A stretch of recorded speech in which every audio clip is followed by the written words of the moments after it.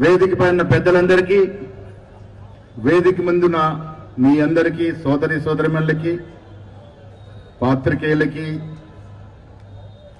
యువకులకి, మహిళలకి అందరికీ నమస్కారం. ఇవాళ సుదర్శన్ రెడ్డి గారు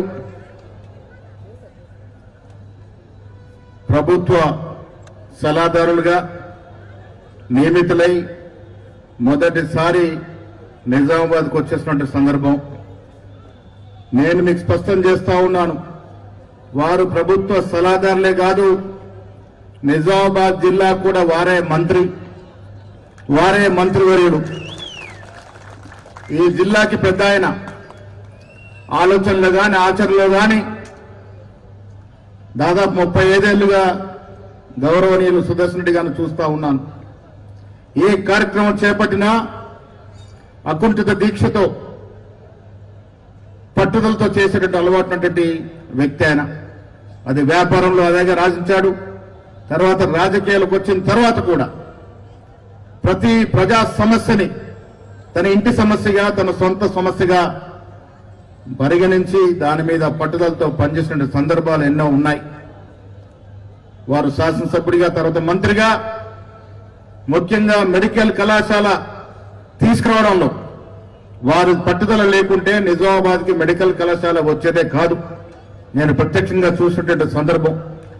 ఢిల్లీకి వెళ్లి ఇక్కడ అవకాశం లేకున్నా ఢిల్లీ నుండి గులాబ్ నబీ ఆజాద్ని మెడికల్ కౌన్సిల్ ఆఫ్ ఇండియా అధికారులను ఒప్పించి మెప్పించి నిజామాబాద్కి మెడికల్ కళాశాల తీసుకురావడంలో వారి వంతు కృషి చేసినటువంటి సందర్భం. ఇరిగేషన్ శాఖ మంత్రిగా ఇవాళ భూపతి రెడ్డి గారు చెప్పినట్టుగా ప్రాణహిత చేవెళ్ల ప్రాజెక్టులో భాగంగా ఈ జిల్లాకి 20, 21, 22 ప్యాకేజీలు తీసుకురావడంలో వారు ప్రముఖ పాత్ర వహించినారు. ఇది వాస్తవం.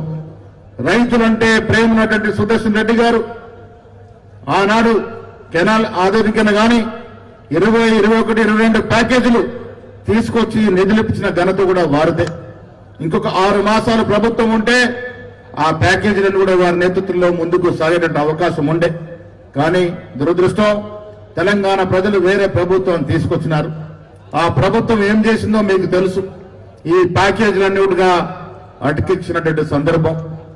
ఆచరణ సాధ్యం కాని వాగ్దానాలు చేసి, ఆచరణ సాధ్యం కాని కాళేశ్వరం ప్రాజెక్టు కట్టి 1,20,000 కోట్ల ప్రజాధనాన్ని గోదావరి నదిలో పోసినటువంటి ఘనత కేసీఆర్ గారిది అనేటువంటి మాట ఈ సందర్భంగా మీకు మనవి చేస్తా ఉన్నాను.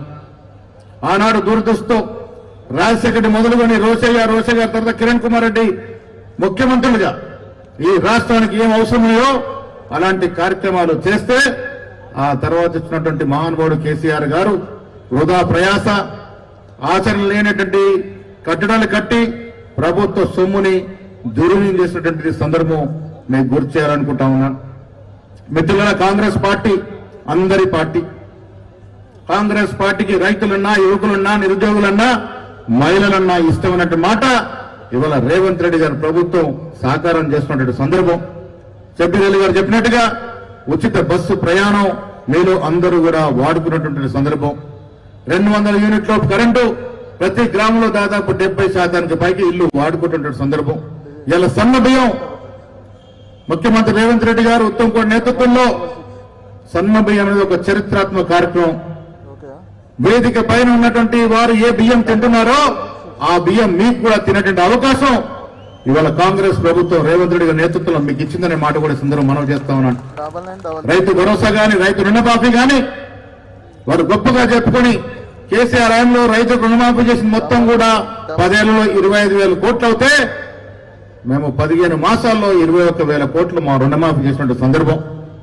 కాంగ్రెస్ పార్టీ ఒక మాట ఇస్తే మాట నిలబెట్టుకుంటుంది. దానికి కారణం మీరు గతంలో చూశారు. సోనియా గాంధీ గారు తెలంగాణ ఇస్తానని కరీంనగర్లో చెప్పి 2013 పట్టణాల్లో తెలంగాణ ఇచ్చినటువంటి సందర్భం.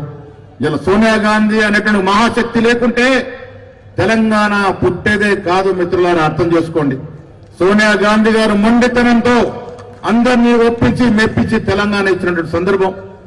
ఆ తర్వాత మొన్న మేము వచ్చినటువంటి సందర్భంలో కూడా రేవంత్ రెడ్డి గారి ప్రభుత్వం ఇస్తానంటే ప్రతి వాగ్దానం ఇస్తున్నటువంటి సందర్భం. ఇలా జిల్లా విషయానికి వచ్చినప్పుడు 35 ఏళ్ల కళ ఇంజనీరింగ్ కళాశాల, ప్రభుత్వ ఇంజనీరింగ్ కళాశాల ఇదే కలెక్టర్ గ్రౌండ్ లో చెప్పినా నేను పిసిసి అధ్యక్షుడిగా మొదటిసారి వచ్చినప్పుడు ఇంజనీరింగ్ కళాశాల తీసుకువస్తున్న మాట చెప్పడం జరిగింది. ఏడాది తిరిగే లోపల రేవంత్ రెడ్డి గారిని పెద్దలందరినీ ఒప్పించి ఇంజనీరింగ్ కళాశాల నిజామాబాద్ కి శాంక్షన్ అయ్యింది. తెలంగాణ యూనివర్సిటీలో వచ్చింది. అగ్రికల్చర్ కళాశాల సెక్రటరీ సాబ్ आ गया, काउंसलिंग में शुरू हो रहा है नेक्स्ट वीक. యూనివర్సిటీ ఉన్న బిల్డింగ్ ఇచ్చి కౌన్సిలింగ్ కూడా మొదలు పెట్టాల్సిందిగా ప్రభుత్వం ఆదేశించింది. అగ్రికల్చర్ కళాశాల కూడా తెలంగాణ యూనివర్సిటీలో ఏర్పాటు కాబోతా ఉంది. నేను చాలా సందర్భాల్లో చెప్పాను, టెంపుల్ కారిడార్ రోడ్ అని కరీంనగర్ ఉన్నటువంటి ధర్మపురి, కొండగట్టు, వేములవాడ, లింబాద్రిగుట్ట నుంచి బాసర వరకు ఇవాళ కొత్త రోడ్డు 380 కోట్లతో రోడ్డు శాంక్షన్ అనే మాట కూడా గర్వంగా ఈ సందర్భంగా మీకు చెప్తా ఉన్నాను. ఈ రోడ్డు వస్తే కరీంనగర్ కి నిజామాబాద్ కి దాదాపు 35 కిలోమీటర్ల వ్యయం రోడ్డు తగ్గేట అవకాశం ఉంది. ఆ సదుపాయాన్ని కూడా మీకు త్వరలో అందించబోతా ఉన్నాం. ఇవాళనే జీవో వచ్చింది. లింబద్రి గుట్ట మీద 4 కోట్లతో టూరిజం గెస్ట్ హౌస్ కట్టబోతా ఉన్నాం. సిద్ధుల గుట్ట మీద కూడా గెస్ట్ హౌస్ కట్టబోతా ఉన్నాం. నేను ఇవన్నీ ఎందుకు చెప్తా ఉన్నానంటే కాంగ్రెస్ పార్టీ అభివృద్ధి